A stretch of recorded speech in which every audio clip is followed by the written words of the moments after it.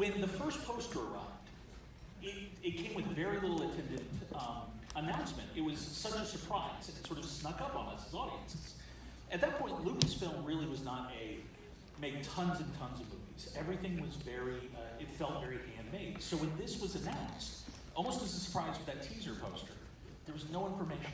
And I remember standing in the theater lobby debating for 3 hours if it was a Star Wars film, because it's what we thought Lucasfilm made. So it was exciting to see a new thing from Lucasfilm, and something that was totally different. So can you talk about what Lucasfilm was like then, and then the origin of the story, and how you as a writer, you as a director, got involved with Lucas at that point? Well, of course, I worked for George in American Graffiti, and had stayed in contact, and he was, aware of what was going on. I think he even whispered some words of support to Alan Ladd Jr. when I was getting ready to make Night Shift to help get that going. I never knew that. He's never admitted it fully, but I kind of heard that he did, and it wouldn't surprise me. And I was at ILM for a long period of time working on Cocoon, which was an ILM. In fact, they won the Academy Award. Really reconnected with George, and at a certain point, he just said, there's a story that I've been really thinking about doing for a long time, and I don't want to direct it. Would you talk about it? And I did, and had this great meeting with George, and it was he had done Space, Raiders of the Lost Ark. He just had this notion that he really wanted to do a sword and sorcery kind of piece. He really liked the spirit of The Hobbit, but he didn't literally want to do The Hobbit. And so we started talking about it. In our very first meeting up at Lucasfilm, up at the ranch, he kept talking about how much he hoped it would be funny. And Bob Dolman and I had done a pilot together, and I'd gotten to know him. The series didn't sell, but we really clicked. And I just said, boy, there's this guy from SCTV who I just worked with, who I think would really get this. And so then George wanted to set up a meeting with Bob. But it really was, he had a story, but it was a fantastic three-way collaboration, that took many week-long story sessions, a handful, where we would go up there and really hatch this project. And he had his research library, which is remarkable. And it was fun. It was a really joyous, creative experience. And for me, it was the beginning of what I've always thought was kind of my doctoral work in cinema, because I directed, I had successes and so forth. I understood visual effects, but this whole idea of dealing with sort of mythic, epic storytelling was a lot of fun. But he was always embracing my tone and Bob's in terms of trying to make it work on that humanistic level as well. But it was an amazing experience. Well, that's as a longtime fan of the SCTV, I think one of the things that was so great on that show was when you guys did parody, or when you did a genre, you did it so accurately that it wasn't like you were making fun of it. You would work it, and you found a way to get it exactly right. Did that help at all in terms of when you then start this project? It is a genre that had not been done very well or very much on film by that point. How much genre background did you have? How much of it was just character driven? Zero. Well, I'd come from television and I hadn't done a movie before. In fact, when Ron asked me to meet with George, I said, I don't think this is right for me. And I was in Toronto and I hung up the phone, and 5 minutes later, I got a call from Ron again saying, Bob, it might be worthwhile just coming down and meeting George and seeing where this goes. And at that point, that's how far afield I felt from this movie. But I had an education in English literature, and when I got into it, I know I brought a lot through the research to the movie that's on the screen. And I think that the big breakthrough for me was when I went into the meetings with Ron and George, and I thought, well, these guys have already done so much, and I was quite intimidated, that I was right away made to feel comfortable as a creative person in the project. And I have to say, with George Lucas, that I thought was just almost a mythical character to me at that time, very soon was just talking story, like, here's what I've gone through as a writer, here's what I've learned about the creative process. And very soon the three of us were like three little kids just making stuff up in those story sessions. And that's very much what it was like at SCTV. You just get into a very playful place, and I forgot that they were big shots. One of the greatest things that's happened recently with J.W. Ritzler's making up books that he's done with News from Archives is he's been able to reprint transcripts of some of the story meetings. And you get a real sense then of just how little dictation there is from George Lucas. And I think growing up the way I did, you kind of assumed ideas came from an eye. And it's clear in those transcripts that he is very much about wanting every bit of it. That's why you're in the room, is he wants that. Absolutely. Although, you know, you can't take away from the fact that he definitely you know, has a sense of how this brand of entertainment is supposed to work, and as a producer he enforces it. But if he's writing, and if he's not, he really does encourage that creativity. Bob wrote every word of this. And but the thing that was amazing in those story conferences that I'd never really witnessed before, and I've been around some very smart, funny, creative people, but he's a tremendous lateral thinker. And that's what was so interesting, is we'd get boxed into a story corner, and suddenly he would have another idea, and he'd start talking about something else that seemed entirely unrelated, and in 90 seconds or 2 minutes later, you begin to realize that idea, if you planted the seeds for it, could offer a solution here, and he was really ingenious with that sort of thinking, and it was inspiring. He also, truly does love to use research. In Star Wars, it actually is science. Even when he plays fast and loose with it, he's making that decision. And with this, there was research about the history of magic. There were Japanese influences, Celtic influences, but also the mythology. But we've got to tell one story. Maybe we'll share it, because once we had a draft. We were, it wasn't quite a shooting script, but we were starting to have our story really sorted out. We were there at the ranch, and he said, "You want to join me for dinner tonight, Bob and Ron? Joseph Campbell is here." Take it from there, Bob. It was a thrill of a lifetime. We went to George's house and had dinner with Joseph Campbell and his wife Jean, and we were talking about various things, and he's got lots to talk about. It was an incredible evening, and then after that we got to the dessert portion of dinner, and Campbell said, "Tell us your movie. Tell us your movie." And we told the movie. The three of us took turns talking about the movie, and I swear we told the whole movie, and it would almost took us the length of the movie. And we had their full attention. Joseph Campbell, in fact, was very close to the end of his life and was in his 80s, and yet sat fully riveted. I'll never forget how much attention they gave to each nuance of the story, and it was an incredible audience to have, our first, really, and to be able to have this feedback just in their eyes and know that, oh, they like that, and they, right? And he would also begin to sort of define for us and describe influences. So in this sort of idea, this sort of mythic idea, of course there are examples from X, Y, and Z culture, and it was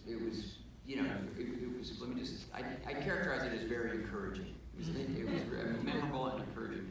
And the most amazing part of the dinner, I think, was that at the end of it, Joseph Campbell talked about the movie and what he'd heard and gave us feedback, and his wife Jean was quiet. And we asked her what she thought, and she said, "My favorite part is when when Finn Rizal becomes herself again, and she's an older woman. And she looked at her hand, I'll never forget it, and you didn't forget it because you put it in the movie. And she said, sometimes you just can't believe how fast it all went by. And we talked about it afterwards, and you caught it so beautifully when she says, you know, has it been that long? That her life had gone by and she'd missed it, and that is actually such a human feeling of, wow, what happened? So, and she felt like she'd missed it because she'd been in all these different forms. I was really a wonderful moment. I think one of your most important collaborators in this film has to be James Horner. Yeah. This score is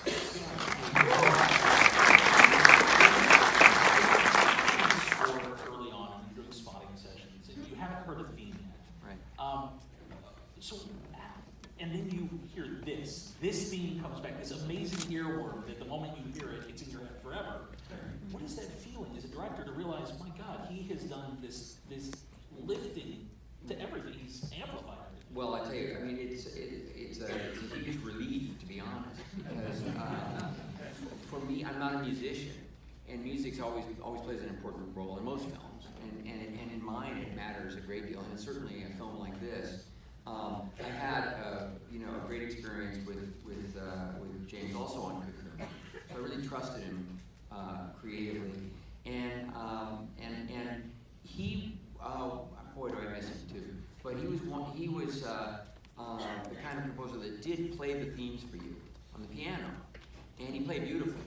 So Dan Hanley, the editor, would come and at the studio and hear these themes, and these are so powerful that we were incredibly moved by them already and knew that they would work.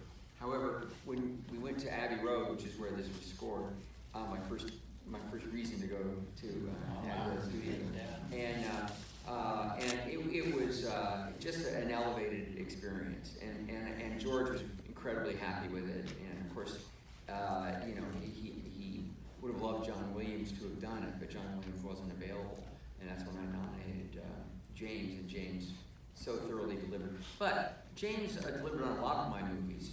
And I've had great experiences with tremendous composers, a long association with Hans Zimmer. I adore him; he's a genius in my mind. Tom Newman, Randy Newman. So I've had some really great. I always cast every movie very carefully. Again, because I can solve a lot of problems on the day, working on a scene, helping an actor, thinking of a camera angle. I'm good in the editing room, but that remains a mystery to me. I know what I think is working, but if it's not clicking, it's difficult for me to do anything about fixing it, and so I depend so much on the composers and what they bring to it. But I learned early on, mostly from working with James, and then later with excellent composers, that if I understood how to talk to a writer, I understood how to talk to an actor about story and ideas and rhythms and so forth. And if you have that same kind of conversation with the right sort of composer, it works. And the greatest composers, they have their ideas, but mostly they're trying to grasp and understand the nuances of the story and support it in a sort of the most powerful way, the language of music. I love your casting in this film as well, and I think obviously one of the key pieces is Warwick Davis, right. And he is such an unusual choice to hang an entire film on. Right. Was there ever a moment where that conversation was, is he going to be strong enough to carry it? Because he's really magical in the film. Well, this was, of course, a significant leap in taking on the project, and George certainly wanted to meet sort of everyone we could find. But I think one of the reasons he wanted to do it was because of Warwick, because he was just recognized charisma and intelligence and talent and capacity, and when they were doing when he and stayed in touch with him. And he was like only 11 or 12 then, and he just kept feeling like, you know, this could be Willow. And when he auditioned, there was just no question. And what's really stunning to think about is that he was 17. He carried an entire movie, and he was 17 years old. And I tried to be conscious of that, but nonetheless, you think about how physical that was for him. And for a person of his size, it's twice as physical, because every horseback ride and everything like is an extra challenge. And he was creatively just totally engaged. He had a great time. He's got a great movie mind. And when I reconnected with him, because he was already working on Solo when I came on board, it was just a joy to see him on the set and reconnect with him. And of course he's having such a fantastic career, and his family's great, and so we remain good friends. Last question before we throw it out to you guys. I want to talk about where this falls in the sort of ILM story, because I feel like this film, you guys are pushing the cutting edge to the point where it is bleeding in places, and it's unbelievable some of the things you pull off. But it also feels like it's truly the magic part of ILM that kind of got you over the finish line. You guys did things that nobody had ever done. You have the first real morph in a motion picture. That's right. This is Roselle's transformation, and the final one from Goat to her. And I assumed that we were going to have to do the normal sort of contemporary Werewolf of London type of transformation with a series of dissolves and cutaways and so forth. And one day we were at the ranch, and Dennis Muren came by and said, "I've kind of got this idea. I want to experiment with it. George thinks we should put a little money into this and try it." And George was there, and he started explaining it, and it involved computers and no film. And I was entirely lost. But I love the idea that the transformations could happen in a single shot, and it was it was exciting to see it come together and work, and that remains it is a magical place, and there is this heritage. But of course, anytime George, throughout the history of the company, has been directly involved, that he's always pushing the envelope. He loves it, he understands it, and he also knows how to challenge the conventional ways of approaching. He's always looking for cost savings, and at the same time he's looking to push the boundaries of what could be achieved. Well, when you guys are writing the Brownie stuff alone is so complicated, and there are shots of this that still are pretty dazzling considering where you were at that point. So was there ever a point where you were asked to maybe tone down something in the writing, or was it just, we'll meet these challenges as we put them on paper? Well, meet the challenge, sure. A lot of the writing came out of story meetings with the Brownies. They seemed to hatch in front of us, and just to follow up on the ILM thing, I would get very confused writing the big scenes like Tirazine Battle. I couldn't keep track. There's trolls, there's a two-headed monster, and where's Willow, and what happened to Mad Mardigan? And I said to George, I don't know how to write this. I know what is to go in it, and I've written a version of it, but I have no idea how you're going to put it on film. And he said, okay, go to ILM and just write it over there with the guys. And so I would write with the story people, and they would draw as I wrote. And so then at the end of it, I'd have pictures. I'd go back to the hotel, and I'd write some more. And I'd get out of one part of the confusion, and I'd go back and meet with these people again, and they had, by then, paintings and things all over the wall. It was really the most unique collaborative experience I've ever had, and that was part of LIM, was that it was also working with the writer, not just working on these effects. Incredibly creative there, and that was, again, I really advanced in my understanding. I had good experience with, from the Ken Ralston experience, but here we really were pushing the boundaries, and so much more work to do. But prior to this, anytime I'd done storyboards, which is not that often, to this day I shot list and make notes, and much more than I storyboard. But we did storyboard an entire sequence, and we looked at it. It was okay, but I was a little bit disappointed in it. And George looked at it, and he said, I would try doing it again, but I honestly would let the storyboard artist take the first pass, because you've always got your shot list. You always know how you think it's supposed to go together. That's not going away. You can always, but if you, these are people who live and breathe this genre and the visual medium. And you know, you're going to get the most out of them by liberating them, which goes back to your earliest comment, that as much as George is clearly a visionary, he also tries to create an environment, and I've learned to try to do this as well, to offer freedom and the possibility of inspiration, and the movie is the beneficiary, and so is the audience. I'm going to try as a film critic not to feel personally attacked by General Kale or the Ebersis, but, let's throw this out to the audience. Well, they didn't like Splash. How do you not like Splash?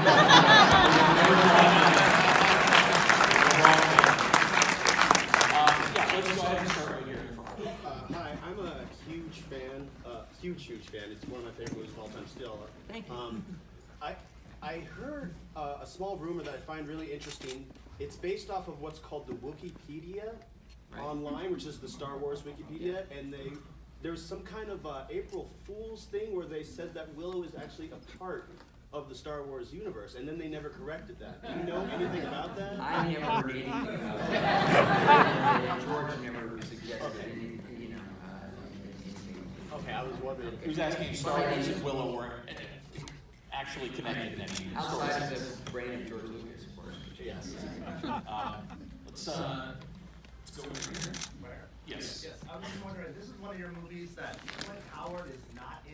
And I heard that the Trolls were inspired by Clint Howard. He's asking, this is one of the few films Clint's not in. But the Trolls were inspired by Clint Howard. No, man, it's not Star Wars, and the Trolls were just trolls. No, I love working with my brother Clint, and every opportunity that I ever have, I do it, but I never force it. And we were shooting in London, and there was no role worthy of dragging him over for. I do feel like there's a Lucasfilm family as well, and I love that you got to put Pat Roach in this in a major role, because Pat Roach is one of those guys who's always delightful to see film. Yeah. Well, he was great, and of course, this was largely the Island team, although not the camera crew. Adrian Biddle, very great photographer, and John Richardson was the physical effects, who normally was doing Bond movies at that time, and he did wind up working on all the Harry Potters, and has been very instrumental in the Harry Potter Museum there at Easton, and is still at work. Yes, let's go over to the far side here. Yes. Hi, my name is Brian Thompson. I'm a journalist. I also dabble as a screenwriter. And I've written a treatment for Willow 2. I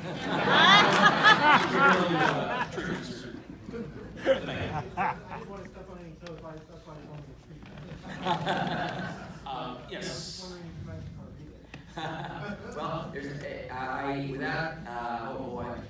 there's something underway already.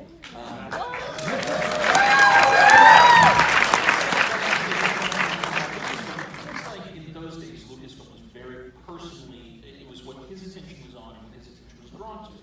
Now there seems to be it's a different size, it's a different scaling company. Yeah, without a doubt. And you're one of the few filmmakers who's worked for both. Can you talk about the new Lucasfilm and sort of how they are exploring the properties? Because clearly you're a filmmaker who come talk. Well, it's on the one hand very, very different because it's led by Kathy, who has great reference, but who has a different job, and that job is to build on the library, build on the heritage of it. She is very filmmaker centric, and so she's been cautious not to allow a kind of a broad schematic to take over. She really wants to feel her way. She talks to George. George is very cautious about getting involved because he's separated himself and he's doing other things that he really cares about. And I think he's either kind of all in or not in. Yeah. So he's really, you know, he's really committed himself to being a great sort of cheerleader and a source of inspiration, but not stepping on toes or coming in. There's this, you know, this sort of rich set of possibilities to be explored. But I would also say that, you know, I think with Disney's expanding appetite, not even so much due to movies, but also what they want to try to do with their SVOD growth, and you know, the Lucasfilm's certainly going to factor into that. John Favreau's already doing. That's exciting. Bryce is directing one. And there's, you know, there's a lot of thinking as to how do you explore all of these new mediums in ways that remain true to the spirit of these stories, but are, you know, are progressive, which is something that George is entirely supportive of. Nice. Straight back in the middle, yes. Thank you for this amazing film. This is fantastic. Thank you. Thanks for coming and visiting. I haven't seen it since it came out, so it was kind of, I was going to go to dinner, but I started watching it in the beautiful 70mm print. I went up with a little video of the projectors working. That might be the last time in my life I see projectors at work. So it's been a fun afternoon. Would you share with us a little bit about the major themes that have inspired you in your filmmaking over the course of your career? I would just love to hear a little bit about what fuels your joy in filmmaking. Well, I love all kinds of movies, and one of the only things that I did with any real intentionality was know that I didn't want them to get locked into a genre. I didn't want to be a movie brand as a director. I so admired Howard Hawks and Billy Wilder and directors with, you know, who demonstrated that kind of range, and that was a reflection of the way I felt about the medium, which was, you know, I wanted to explore as many corners of it as I could, and prove to myself and potential collaborators and investors that you know, that I was capable. So this was a fantastic creative opportunity, and it was a great exercise for me because you know, I knew it was something George understood so thoroughly, and for me, you know, it was a great opportunity. But he did really encourage me. He was the first one to give me final cut. In fact, that's how I got it into my contract. Was that George gave it to me on this movie. Not that he didn't have a lot of opinion, but he really did, you know, sort of encourage me to apply my sensibility and my voice to it. But to really get to your answer, it's it's situations where characters are tested in particular ways, and often the environment is part of the test or factors into it. But ultimately, I'm interested in when people who are, you know, are sort of unexpectedly challenged in ways that we can relate to. So that's why I haven't done that much with fantasy, because I tend to like these situations where you suddenly can project yourself into that situation. I'm also really drawn to units, whether they're teams, families, groups, you know, that have to try to achieve something together. And I find that moving. I think it's sort of what most of us are required to understand and do. And all my life, you know, I've loved being a part of something. I like directing. I like leading. But I don't feel like I'm making the movie. I feel like I'm leading a group that's making a movie or a TV show. I would ask you, when you start with something like this, you say that this was your first film, and that you almost had to be talked into coming to write a film. Like, it was not something that seemed like it was necessarily where you were headed. Once this has happened, then, what does that do in terms of defining what comes next for you? How did you take this and build up that experience? Well, I learned a lot, and Ron and I did another movie together after this, so I was getting a great education and working in such a wonderful medium on incredible films and great challenges. the question, I don't really know the answer to the question, like, or what that leads to, or just, it feels to me like you're learning from moment to moment. I wanted to say, though, that on what something Ron just said, that I feel like Willow is very much a movie about people who are challenged in a way, and that George, when he first talked to us about it, Ron, I remember he said, you know, I look upon this movie as a story about someone who is going to have a hard time being a hero, and that is why I want to cast Warwick, and I want to do a movie where people are handicapped and struggling to win and struggling to get what they believe in. So I always think of Willow as a very beautiful story that's not about superheroes, but about Underdogs. the rest of us, Yeah. who are stumbling along to try to get somewhere and to do something worthwhile and having a real hard time doing, even just learning the magic. And that's what I love most about Willow, actually.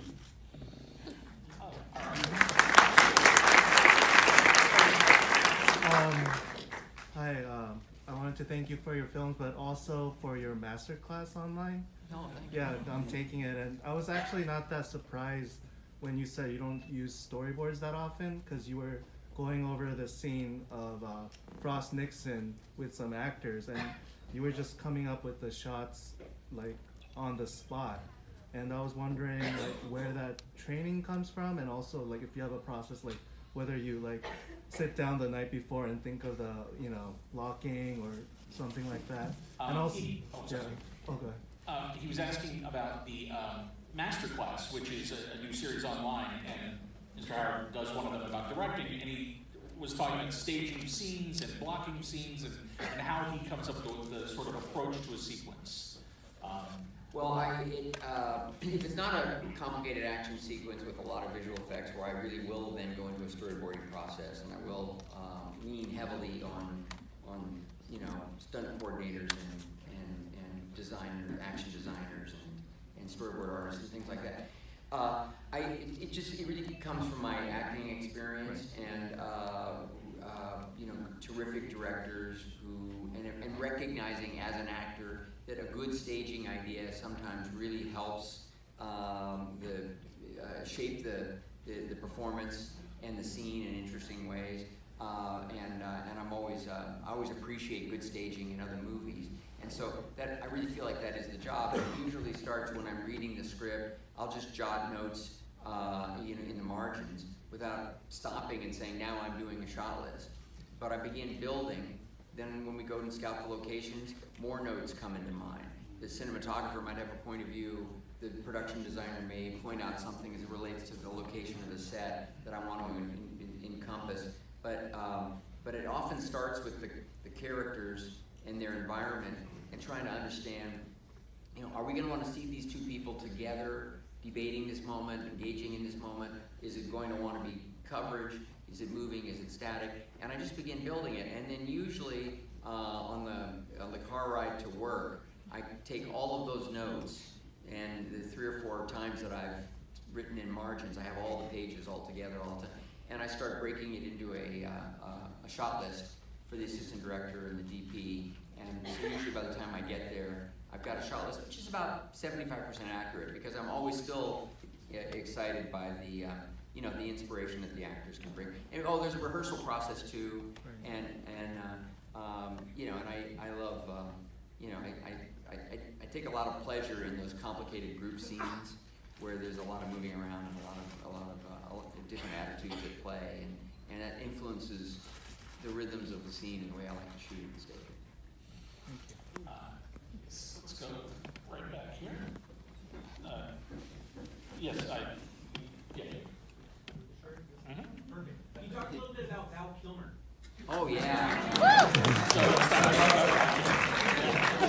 I will say, In particular, one was who else was in the running for it, and 2, how much of the comedy was written versus what he brought to the screen. the question is how much of it was Val, how much of it was written, and also who else may have been in the running. who else might have been there? First of all, I really enjoyed his performance today, and there were nuances and things that I had really forgotten about it. So of all the pleasant surprises, it was just sort of what an entertaining, specific, creative performance that Val gave. Very much scripted. There really wasn't much improv in this, almost none, I'd say. It was a very good, it was a good script. It was a funny script. We might have tweaked some things in rehearsal, or Bob was around for the whole shooting, weren't you? Not New Zealand, but the rest of it. Yeah. And so he was constantly improving things and coming up with new lines, particularly trying to elevate the humor. Let's see, Val really dazzled us. He had done A Real Genius with Brian Grazer, and he'd been great in that. And I had only met Val, but Brian really, had a lot of compliments for him and his performance and what he brought to it. Oh boy, a lot, like John Cusack gave a great audition. Tim Robbins auditioned. I'm trying to remember if I was interested in Kevin Costner auditioning, but he didn't want to. He didn't want to do fantasy. At that time. But I was talking to, there were others I'm forgetting, but it was competitive. My final question is basically about this weekend and about tonight. These kinds of experiences here at the American Cinematheque, a chance to screen these films on the big screen with an audience, to see them with generations that haven't seen them before, to talk with people, to get direct feedback from people that have lived with these films for 30 years. Can you talk about sort of what this is like for you as a director, to have a weekend where you get to reflect and you get to look back and what an organization like the American Cinematheque has done to set this up for you? Well, I'm very flattered because I'm bi-coastal, but when I'm in LA, because due to everything that's going on with Imagine, I'm often in Santa Monica driving up this. I'm sort of seeing the movies and excited about it. And of course, I've never done one, and here, and so this idea was just kind of flattering to me on the one hand. And I was thrilled to participate. I was given a great evening, maybe almost 20 years ago by one of the early American Cinematheque events, and the organization means a lot to me for all the obvious reasons as a film lover and a movie lover, and keeping it going. Funnily enough, sometimes the retrospective sort of structure and framework is better in place in other cities than Los Angeles, because I think we're so forward thinking that we often don't take the time to really look back and respect work done previously. And so this is just great. I'm thrilled that it's working and it's sustaining and supported. That's fantastic. It's a Sunday afternoon and it's full. It's amazing. But I will say the thing that I was probably most grateful for and surprised by are the emotions that I felt. I didn't see all the other movies, but I watched bits of them, and I don't look back all that much. I mean, I have great memories, but for me, this weekend has put things into a kind of perspective in a way that has been really moving, from seeing my mom again in Apollo 13 to revisiting our adventures in Wales and England and the Lucas Ranch and New Zealand and all of it. It's and knowing that that for some the work has enduring value, and that means a lot.